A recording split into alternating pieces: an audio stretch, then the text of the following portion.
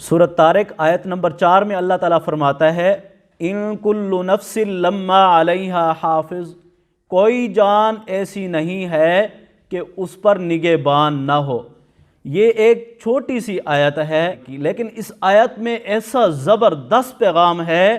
کہ اگر انسان اس آیت کو سمجھ لے تو یہ اس کی زندگی میں انقلاب ہے۔ یہ آیت انسانوں کی زندگیاں بدل کے رکھ دے۔ آیت میں اللہ فرماتا ہے کہ دنیا میں جتنی بھی مخلوقات ہیں ان میں سے انسان کو اللہ نے اپنی عبادت کے لیے پیدا کیا، اور پھر عبادت کے لیے پیدا کر کے اس کو بے یار و مددگار نہیں چھوڑ دیا۔ ساری مخلوقات سے حساب نہیں ہونا، لیکن انسان پر اللہ نے ایسی زبردست نگرانی، ایسا پہرا لگایا ہے کہ انسان کسی بھی لمحے ایک سیکنڈ کے لیے بھی اس پہرے سے باہر نہیں ہو سکتا۔ وہ پہرا کیا ہے ذرا اس کو سمجھیں تو پھر ہماری زندگی بدل جائے گی۔ 4 طرح کی اللہ رب العزت نے انسان کے اوپر سیکورٹی مقرر کی ہے۔ پہلی چیز اللہ فرماتا ہے وَهُوَ مَعَكُمْ أَيْنَمَا كُنْتُمْ، تم جہاں کہیں بھی ہو اللہ تمہارے ساتھ ہے، ہر وقت وہ تمہیں دیکھ رہا ہے۔ مَا يَكُونُ مِن نَجْوَى ثَلَاثَةٍ إِلَّا هُوَ رَابِعُهُمْ وَلَا خَمْسَةٍ إِلَّا هُوَ سَادِسُهُمْ، تم 3 ہو تو چوتھا اللہ ہے، تم 5 ہو تو چھٹا تمہارے ساتھ اللہ ہے، تم کم ہو یا زیادہ ہر وقت اللہ تمہیں دیکھ رہا ہے۔ یہ ایک نگرانی ہوگی۔ دوسری نگرانی اللہ فرماتا ہے وَإِنَّ عَلَيْكُمْ لَحَافِظِينَ كِرَامًا كَاتِبِينَ يَعْلَمُونَ مَا تَفْعَلُونَ، کہ ہم نے تمہارے اوپر زبردست نگران مقرر کیے ہیں جو معزز ہیں، لکھنے والے ہیں۔ يَعْلَمُونَ مَا تَفْعَلُونَ، جو کچھ بھی تم کرتے ہو، رات کے سناٹے میں، دن کے اجالے میں، مجلس میں، تنہائی میں، خلوت جلوت، جس مقام پر بھی جو کچھ بھی کرتے ہو، ہر وقت وہ تمہارے عمل پہ گواہ ہیں، اس کو دیکھ رہے ہیں۔ تیسری سیکورٹی اللہ فرماتا ہے وَمَا كُنْتُمْ تَسْتَتِرُونَ أَن يَشْهَدَ عَلَيْكُمْ سَمْعُكُمْ وَلَا أَبْصَارُكُمْ وَلَا جُلُودُكُمْ، کہ اللہ رب العزت نے تمہارے جسم کے اعضاء کو تمہارے لیے بطور سیکورٹی مقرر کر دیا۔ تم کیا سمجھتے ہو جو تم دنیا میں چھپ چھپ کے جرائم کرتے ہو تم بچ جاؤ گے؟ نہیں، تمہارے آنکھیں، تمہاری کان اور تمہاری چمڑی قیامت والے دن بولے گی۔ سورہ یاسین میں اللہ فرماتا ہے اليوم نختم على افواہہم وتکلمنا ایدیہم وتشہد ارجلہم بما كانوا یکسبون، قیامت کا دن ہوگا، اللہ زبان کو گنگ کر دے گا اور پھر جسم کے جو اعضاء ہیں وَتُكَلِّمُنَا أَيْدِهِمْ، اللہ ہاتھوں کو بلوائے گا، وَتَشْهَدُ أَرْجُلُهُمْ، پاؤں انسان کے خلاف گواہی دیں گے، اور وہاں پہ انسان کا کیا حال ہوگا۔ چوتھی سیکورٹی اللہ فرماتا ہے سورہ زلزال میں يَوْمَئِذٍ تُحَدِّثُ أَخْبَارَهَا، زمین کے جس ٹکڑے خطے پہ بھی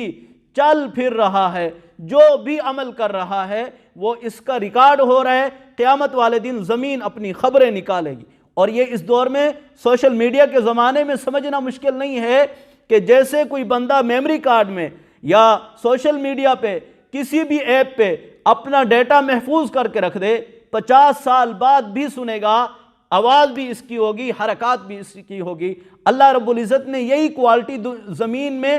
جب زمین کو بنایا تھا اس کے اندر رکھی ہے، تو قیامت والے دن زمین اس کی آواز کو بھی ظاہر کرے گی، اس کی حرکات کو بھی ظاہر کرے گی، اور سب کے سامنے اس کے اعمال جو ہیں وہ کھول دیے جائیں گے۔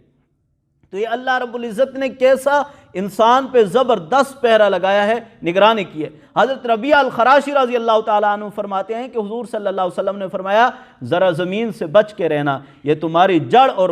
بنیاد ہے، قیامت والے دن یہ انسان کو پاؤں سے جکڑ لے گی، جب تک وہ حساب نہیں دے گا یہ اس کو چھوڑے گی نہیں۔ حضرت عمر رضی اللہ تعالیٰ عنہ مدینہ میں تشریف فرمائے، زلزلہ آیا تو آپ نے اپنا کوڑا زمین پہ مارا، درہ مار کے فرمایا کیا عمر نے تیرے اوپر انصاف نہیں کیا؟ 1400 سال گزر گئے، اس وقت سے لے کے آج تک دوبارہ مدینے میں زلزلہ نہیں آیا۔ حضرت علی رضی اللہ تعالی عنہ جب بیت المال کا پیسہ روپیہ تقسیم کرتے تھے تو آخر میں اس جگہ پہ جس جگہ پہ بیٹھ کے تقسیم کیا ہوتا، زمین کو مخاطب کر کے کہتے کہ دیکھ علی نے تیرے اوپر انصاف کیا ہے، قیامت والے دن تو بھی ٹھیک ٹھیک بولنا۔ پھر اس جگہ پہ 2 نفل ادا کر کے اس زمین کو یہ مخاطب کر کے کہا کرتے تھے۔ تو دوستو بھائیو، ہمارے لیے یہ سوچنے کا مقام ہے کہ اگر کوئی بندہ لائیو آ جائے اور کیمرے کے سامنے بیٹھا ہو تو وہ کس قدر محتاط ہو جاتا ہے، یا کسی کو بتا دیا جائے کہ آپ کی ویڈیو پبلک کر دی جائے گی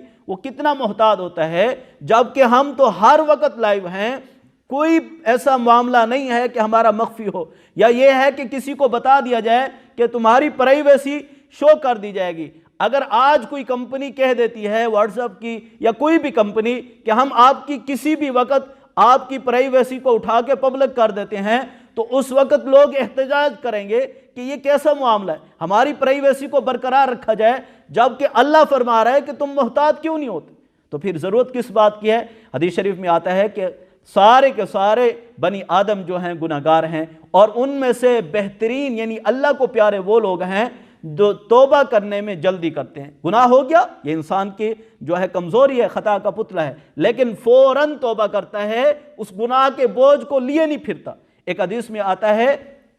حضور صلی اللہ علیہ وسلم نے ارشاد فرمایا التائب من الذنب کمن لا ذنب لہ، گناہوں سے توبہ کرنے والا ایسا ہے جیسے اس نے گناہ کیا نہیں۔ بندہ سچے دل کے ساتھ اللہ کے حضور توبہ کرتا ہے، یا اللہ مجھے معاف کر دے، مجھ سے غلطی ہوئی، اللہ جسم کے اعضاء کو بھی بلوا دیتا ہے، زمین کے اس ٹکڑے کو بھی بلوا دیتا ہے جس پہ گناہ ہوا، اور فرشتوں کو بھی بلوا دیتا ہے، حتیٰ کہ اس کا جو نامہ اعمال رجسٹر ہے اس سے بھی اس گناہ کو ختم کر کے ایسا مٹاتا ہے، نہ فرشتوں کو یاد ہوتا ہے، نہ جسم کے اعضاء کو یاد ہوگا، نہ زمین کے اس ٹکڑے کو کچھ یاد ہوگا، اللہ رب العزت اس کو بالکل صاف کر دیتا ہے۔